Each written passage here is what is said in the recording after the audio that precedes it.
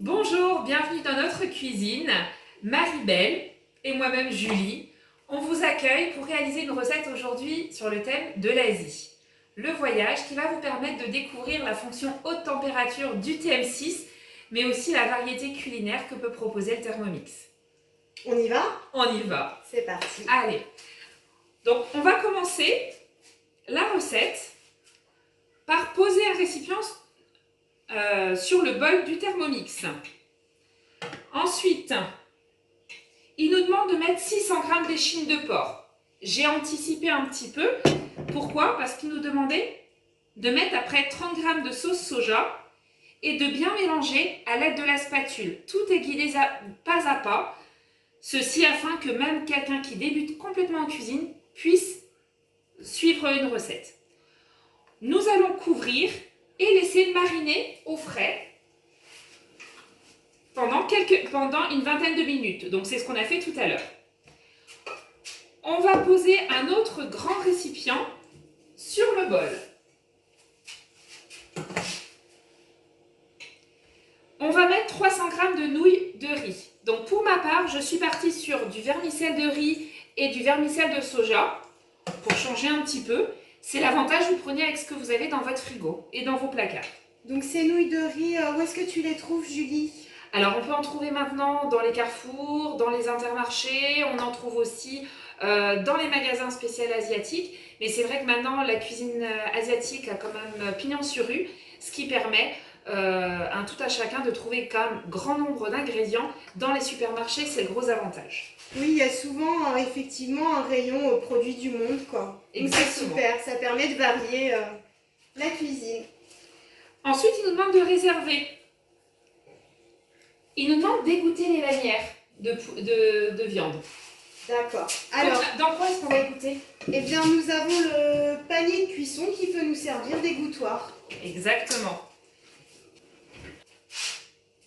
Donc voilà, la viande est à égoutter dans le panier de cuisson. Donc on repose tout simplement dans le même saladier. On ne salit pas de vaisselle en plus. Voilà, donc pensez à utiliser ce panier de cuisson ou autrement le Varoma pour égoutter vos pâtes, votre riz, lorsque vous cuisinez au Thermomix. Le Thermomix, pour cette recette, nous signifie que dans la mesure où nous sommes dans une cuisson haute température, il est important de respecter les quantités demandées. Nous allons mettre 15 g d'huile végétale. Donc vous voyez, on a la balance intégrée au Thermomix, ce qui nous permet de mettre juste la quantité nécessaire. On va mettre 300 g de viande. Donc c'est approximativement la moitié.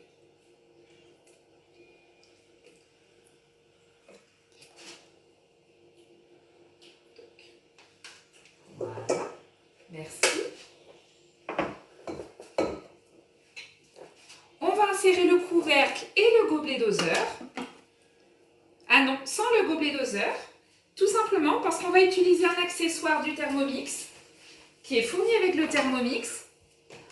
C'est le couvercle haute température.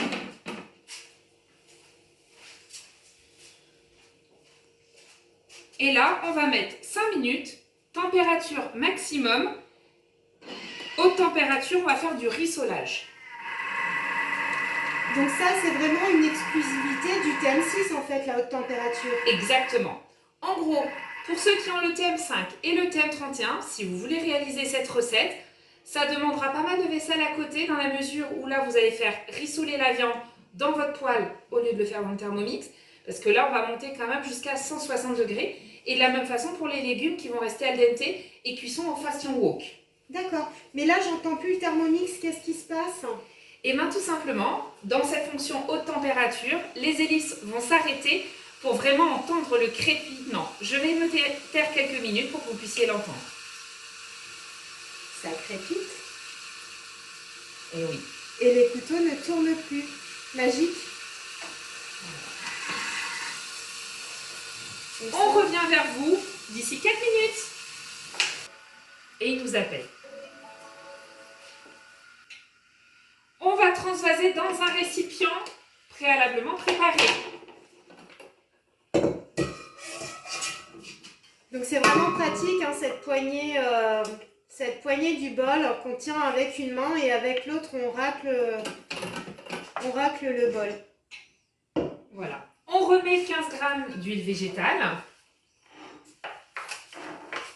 Évidemment, là moi j'utilise de l'huile de tournesol, mais vous pouvez utiliser n'importe quelle huile qui vous convient. Vous pouvez même vous amuser à jouer sur les huiles asiatiques. Donc on met le reste de la viande, les lanières de le porc restantes. On insère le couvercle sans le gobelet doseur, toujours pareil. Voilà. Ce qui permet aussi aux enfants en pleine haute température de ne pas pouvoir y accéder.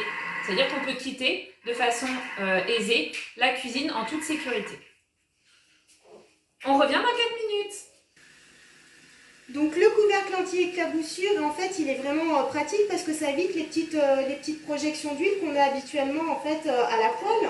Exactement. Et ça laisse passer la vapeur du coup. Voilà. Et moins de nettoyage donc au bout du compte. Super. Un gain de temps. On va transvaser toujours la viande restante dans le bol. Donc n'hésitez pas, quand vous avez des morceaux de viande, là c'est de l'échine, à utiliser vos mains pour faire tomber la viande. Et on va remettre 20 g d'huile végétale. Alors cette recette, ce n'est pas une recette très diététique, on va être clair. Par contre, c'est important de la maintenir pour pouvoir vraiment rissoler.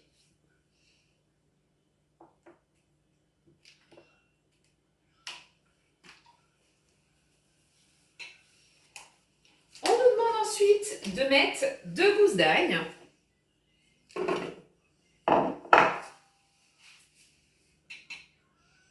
Et on va mixer 5 secondes, vitesse 5. Donc pour hacher finement l'ail. Donc ça y est, la fonction mini hachage a fait son travail. Donc je vais continuer et on va nous demander de mettre 150 g d'oignons rouges coupés en lamelles. Ensuite, il nous demande de mettre 150 g de poivrons rouges. Coupés en lanières aussi. Voilà, coupés en lanières. C'est plus sympa, c'est vraiment le wok là qu'on va faire. 150 g de carottes directement. Donc là, je les ai coupées en julienne et en bâtonnets.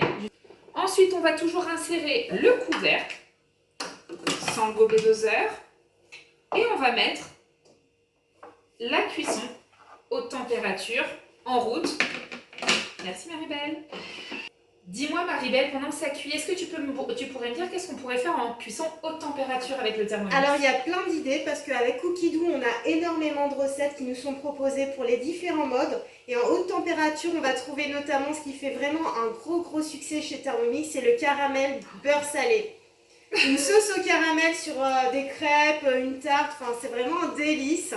Autrement, on va pouvoir saisir tout ce qui est légumes, tout ce qui est viande. En haute température, qu'est-ce qu'on va avoir d'autre? Moi, une fois que je pense au caramel, il n'y a plus rien qui me vient. Mais... on a la nougatine. La nougatine, bah oui, le caramel, la nougatine, tous les types de caramel, hein, des caramels pour faire des flancs au caramel.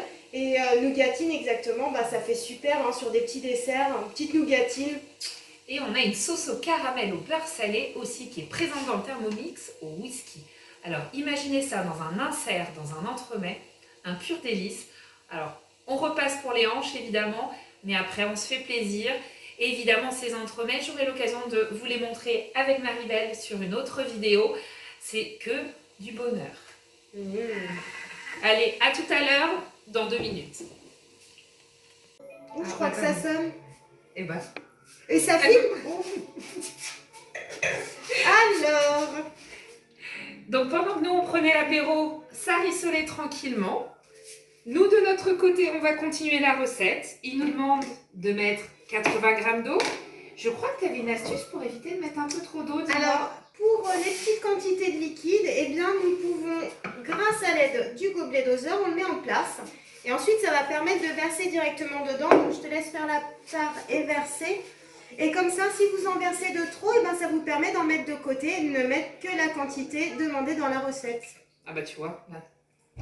J'ai déconcentré sur ce que tu disais. Et donc, Tu vas pouvoir rectifier. je vais pouvoir rectifier le tir. Et voilà, 80 grammes. C'est génial. C'est une bonne technique aussi pour les pâtes feuilletées et les pâtes brisées par rapport à ce que vient de vous dire Marie-Ben. Alors, on continue. Merci pour cette astuce. Il nous demande une cuillère à café de 5 épices.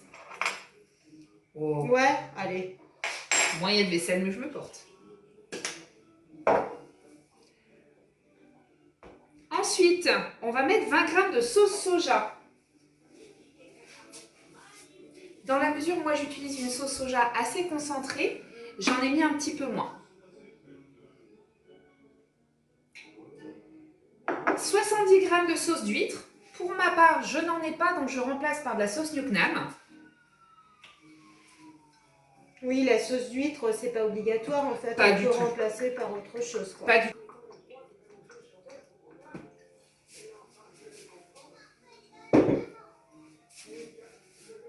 Donc voilà. Une cuillère à café de sucre roux.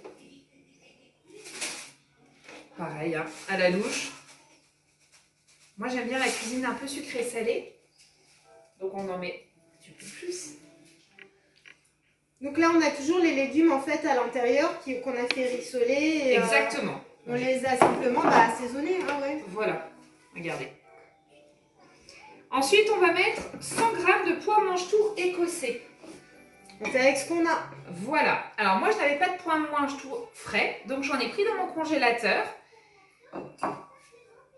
Et ils sont écossais. Voilà. Il nous demande ensuite des mini-choux pak choi. N'en ayant pas, j'ai remplacé par... Ah ben, un grand chou pak choi coupé en lanières. Et bah, c'est un chou chinois. Ah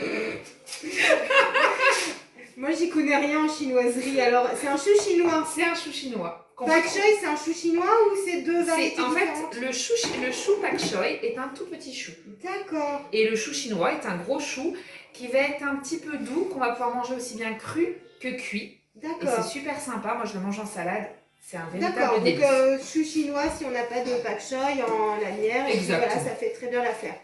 T'en mets un peu plus que la quantité, là, j'ai l'impression. Ouais. Gourmande. Ben voilà, mais je suis quelqu'un qui aime beaucoup les choux.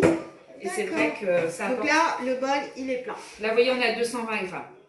On va mélanger soigneusement à l'aide de la spatule.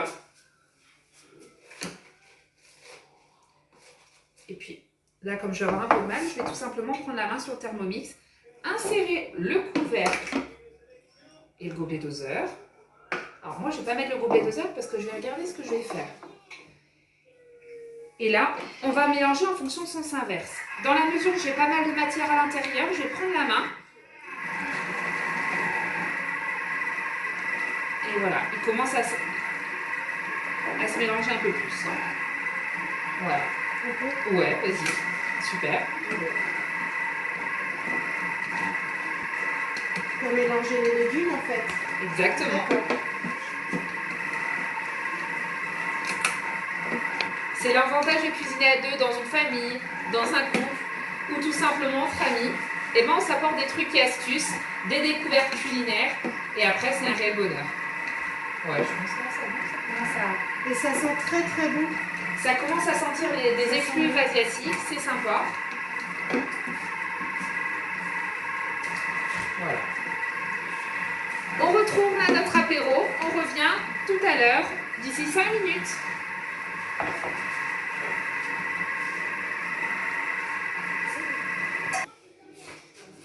Voilà, c'est terminé.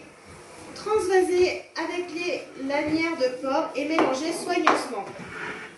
Donc là, j'ai réservé pendant la cuisson les lanières de porc dans le thermoserveur afin de conserver au chaud. Et maintenant, on va verser donc les légumes par-dessus. On va vous montrer juste après, mais c'est coloré et ça sent vraiment très très bon. Divinement bon. Mon Dieu.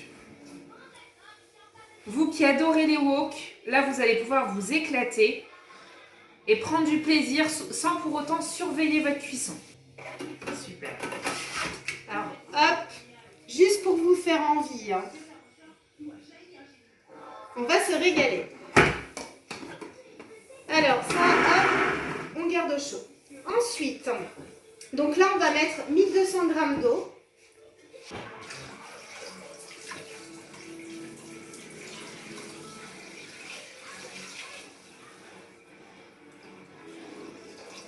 Et dis-moi, qu'est-ce qu'on va faire là en mettant de l'eau dans le Thermomix? Eh bien, bonne question, on va voir ce qu'il nous dit le Thermomix, parce que je fais suivant, il me propose de rajouter du sel. Donc, on met du sel, voilà, on va mettre un petit peu de sel. Donc une cuillère à café, donc l'équivalent voilà, d'une cuillerée de sel. Et ensuite, suivant, on referme. Hop. Mystère. Tiens, 100 degrés et on tourne pour démarrer. Donc là, c'est le mode bouilloire qui s'active. Donc le mode bouilloire, c'est un mode automatique où on n'a pas besoin de régler de temps. Il s'arrête automatiquement dès qu'il a atteint la température demandée. Donc là, ce sera 100 degrés. Simplement, on va faire bouillir de l'eau. Bah super, ça veut dire qu'en gros, Maribel, il remplace les bouilloires ultra perfectionnés où on gère la température. C'est ça. Et tu vois, comme une casserole qu'on mettrait sur le feu, où il faut régulièrement revenir voir si c'est en train de bouillir. Et bien là, il va simplement nous appeler dès que c'est à température. On n'aura plus qu'à mettre, je pense, les nouilles. Exactement. Dis-moi Maribel, à quoi peut servir d'autre cette fonction bouilloire justement dans le Thermomix? Alors la fonction bouilloire, ça peut être 100 degrés pour simplement cuire des pâtes ou alors faire du thé ou une infusion. Et plus particulièrement certains thés ou infusions spéciales où ils te demandent une température vraiment assez précise. Ça peut être 98 degrés, 95 degrés. Et donc là, à ce moment-là, tu vas régler exactement la température dont tu as besoin. Donc en gros, si je comprends bien, le Thermomix remplace aussi une bouilloire ultra perfectionnée avec une sonde de température. Exactement, puisqu'on a une sonde de température hyper précise sur le Thermomix. Eh bien génial.